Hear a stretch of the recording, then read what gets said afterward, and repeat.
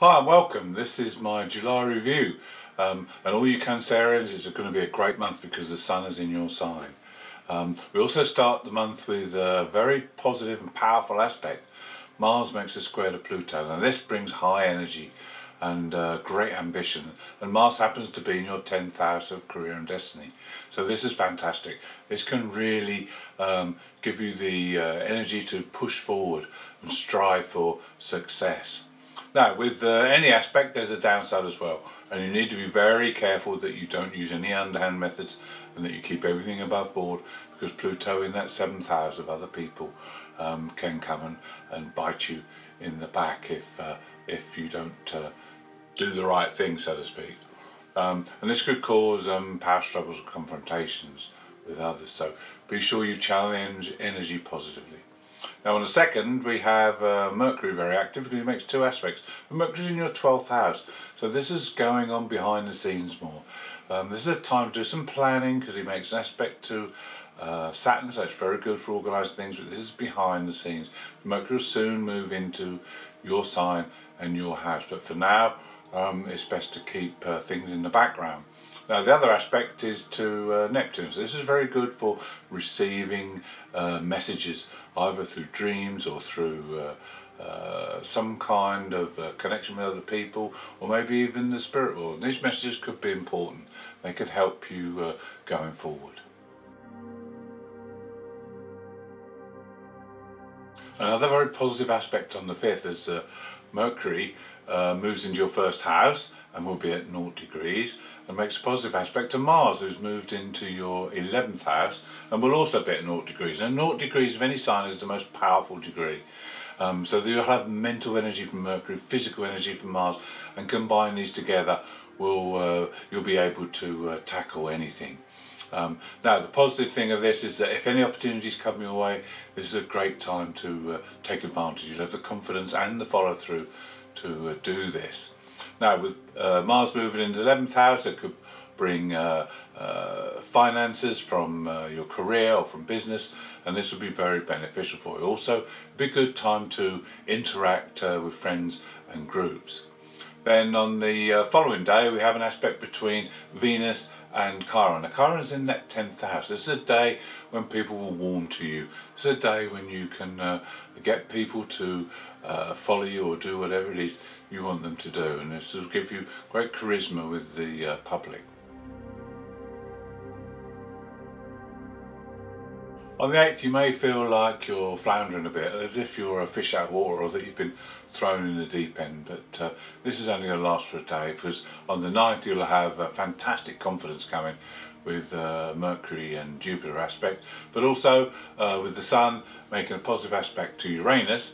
There'll be great mental activity. You'll be willing to discuss and to have new ideas come through, especially with friends and colleagues or within group situations, because Uranus is in that 11th house. Now the other thing with this aspect is you'll be very likely to have new experiences, either by meeting and through people, or by just going about your daily work. This is not a day for following boring routines. You'll want to be out there and discover new things. You just need to watch what you say on the 10th, because Mercury comes together with the Black Moon, another thing, your 1st house. So this means you may have challenging conversations with people where they don't really understand where you're coming from, so just be careful what you say and how you approach things. Then the following day we have an aspect between the Sun and the Moon's North Node. Now we talked about the aspect with Uranus, where new ideas and new things will be coming up. This is a time or a day to make an important decision if you have to. This is a time when your change of direction may occur. This is a time when your path may change. You may open up a new path to follow. It's also a good day for planning and seeing where you are, because Venus makes an aspect to Saturn, so you better see the bigger picture and see the reality of things. So it's a great day for making a decision. A full moon on the 13th, and this is going to be quite a tricky full moon, because we have the moon in Capricorn, which is at its detriment, so it doesn't function very well through Capricorn. it loses some of its emotional sense, and emotions are very much stifled. Now this could be good in certain circumstances, because it may be that you need to detach in certain situations, and this can be useful. And the moon is in your 7th house, so dealings with people will be very difficult. Now we also have the sun obviously in your 1st house, so we've got the sun with Mercury and the black moon in this side, and then on the other side we have the moon, and it's getting very close to Pluto. So there is this Moon-Pluto effect connected in the 7th house with control, and you could come up with issues of control, or you could come up with power struggles relating to this full moon. But the good thing is to balance things, balancing your needs with the needs of others. This is the key to this full moon, and all should be well. Now remember, the influence of this full moon lasts for 2 weeks. We also have 2 other aspects on at the same time. One is between Mercury and Chiron. Now there's a lot of aspects to Chiron during this month. This is in your 10th house, so this is your public standing. So maybe there's difficulties communicating with the public, or especially authority figures at this time. But then there's also a little bit of fantasy creeping in, because Venus makes an aspect to Neptune, and Neptune's in that 9th house, the house of ideals, the house of adventure and of philosophical and spiritual thinking. So there could be some fantasies about this kind of feature, whereby you're dreaming of being somewhere else, you're dreaming of being on a new adventure or having a trip abroad, and dreaming of these fantasies to perhaps get you away from facing the reality of dealing with other people. Mercury is very active in your 1st house between the 14th and 16th. First of all, there's an aspect on the 14th to Uranus. Now this will bring pleasant surprises. This will bring new experiences that will be rather nice for you. Then on the 15th we have the aspect to the Moon's North Node, and this can bring again new experiences, but on your new path. Remember, we talked about you changing direction, going on a new path. This will bring new and exciting experiences connected with that decision you had to make.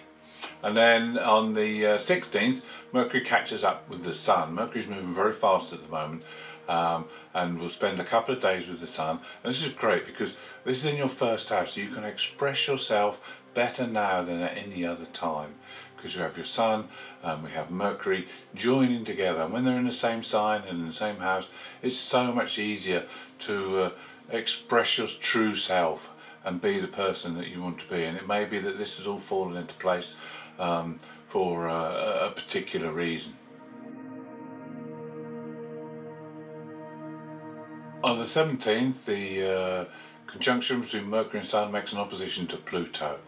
Now, we spoke earlier about the effects that may be coming from the full moon with Pluto. This is the day that, if it's going to happen, it's going to happen. This will be the power struggle, the battle of wills, the confrontation over something.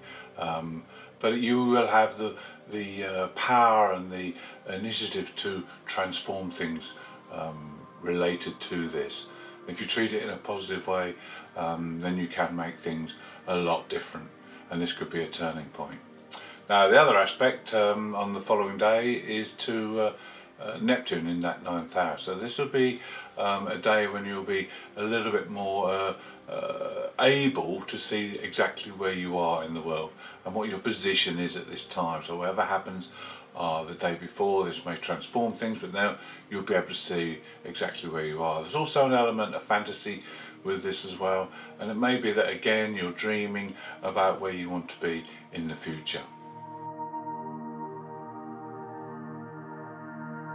On the 19th, Mars makes aspect to the black moon Lilith. Now this is a positive aspect, but it does allow anger to come through freely. This is a time when you may be quick to anger, so you need to be very patient with people.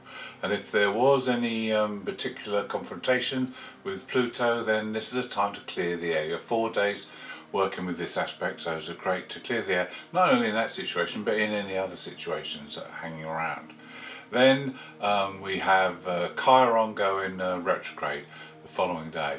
And this is time now to work with any wounds that you have. Now these will be connected with your career or with your public standing, so any humiliation in the past that caused you upset. This is a time to bring this to the surface now, to deal with it and let go of it. On the 23rd, the Sun leaves your sign and moves into Leo, but he moves into the second house, so this is excellent for finances for you. Now, Mercury's already moved over into that second house, so this is a great time for finances now, and especially as Mercury makes an aspect to Jupiter in that 10th house. This is a great time to ask for a pay rise. It's good for business and enterprise, and starting any new financial projects or investments. Then we have an aspect from Venus the following day, and this also is to Jupiter. So this is great for relationships. It's great for getting on with authority figures or bosses, and it's also good for the financial side as well. On the 26th, it's probably best not to book any group meetings or any larger gatherings with friends, because it's a day when you'll be quite irritable. Mars in that 11th house of friends and groups is making a square aspect to Mercury, and it's always a bit of a tetchy day, this one, so one to be avoided. But on the 27th is a much better day. Mercury then makes a positive aspect to Chiron, so this will make you much more able to interact with others and to understand where they're coming from, and they will understand you as well. We also have an aspect from Venus. She makes a conjunction with the Black Moon Lilith. It's an exciting day. When these two are together, they create this drama and excitement. This is a great day to meet new people and have some fun. The 28th is our new moon. This new moon's in Leo, and it's in your second house. Now the new moon in Leo is about being bold, being brave, taking on challenges and not being afraid to try new things. Now with the second house, it's about finances. Maybe you need to think of new ways to budget or to earn money, maybe even new constructive ways of saving money. There's a whole new area out there that you can discover. Now with the new moon also comes a very important aspect, because Uranus makes a conjunction with the moon's north node. In fact, because the north node goes backwards in retrograde motion all the time, these two come together head on, so this could bring complete changes of your path. We spoke earlier about how you may be deciding to change path, and you may have already done that, but this will lead to exciting new developments and even more changes, so this could be fantastic. Along with this new moon, which lasts for 2 weeks, we have this Uranus aspect, which also lasts just over 2 weeks, 19 days. This is a long period where change can take place. Now as this is going on, Jupiter goes retrograde. Jupiter retrograde in your 10th house. This is a time to look at your public standing and work with your public image to improve it, so that while Jupiter's retrograde, you'll be able to gain a better understanding of yourself, not only of yourself but how you interact with your public face, and you need to improve that where possible. The 31st is going to be a real firework display at the end of the month, because we have Mars coming in and making a triple conjunction with Uranus and the moon's north node. So this is like an explosion of energy, so you need to be very aware of how you handle this, because obviously there can be a negative or positive effect. On a negative effect, it could be very destructive, but if you channel it positively, this is great for creative change, and you'll really know what direction you're heading in after this aspect. We also have a positive aspect between the Sun and Jupiter, and this will help you with that Jupiter retrograde, and the Sun will give his light, shine his light on situations to be able to see clearly what you need to do there. And then the other aspect is between Mercury and Saturn, and this will help you with your finances, because Mercury, Saturn across the financial houses will allow you to plan and budget and put things into practice. And then the final aspect between Venus and Chiron, again this is in your 10th house, so again this will help you with understanding where you are at the moment, understanding how important is your career, how important are people in your life. This is a good time to really get to grips with things, so that you can put everything that's been happening into perspective. Thank you for watching. I hope you've enjoyed the review. If you have, please subscribe, and if you'd like to leave me a comment, I'll be glad to hear from you. And by the way, happy birthday to all you Cancerians.